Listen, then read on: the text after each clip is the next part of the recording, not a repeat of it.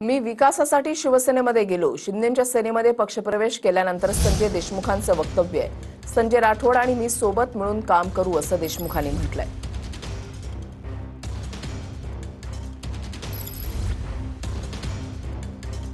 हे तर गोष्टी चालणार आहे. हे गोष्टी अफवा पसरवणं कामच आहे, परंतु असा काही झालेला नाही. निश्चितपणे विकासाच्या दृष्टिकोनातून 2 वर्ष झालेले आहे, उरलेले 3 वर्ष आहे.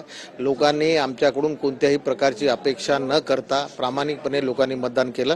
आम्हाला सुद्धा वाटते प्रत्येक गावात गेल्यानंतर लोक म्हणतात की आम्हाला विकास निधी दिला पाहिजे, आमचं हे केलं पाहिजे, आमचं ते केलं पाहिजे. विरोधक काय म्हणतात त्याच्याकडे आम्ही लक्ष देणार नाही. शेवटी सर्वसामान्य जनतेला काय पाहिजे हा दृष्टिकोन समोर ठेवूनच आम्ही हा निर्णय घेतला असल्यामुळं विकास करण्याचा प्रामाणिक प्रयत्न आमचा या ठिकाणी भाऊ, एक जर पाहिलं या संपूर्ण घटनाक्रमानंतर जर पाहिलं तर गेल्या अनेक वर्षापासून प्रतिस्पर्धी जे आहेत ते संजय राठोड आणि तुम्ही पाहता. आज मात्र या पक्षप्रवेशानंतर दोन्ही संजय एकत्र आल्याचं पाहायला मिळत आहे. का किती दिलासादायक चित्र या मतदारसंघासाठी आणि काय सांगाल?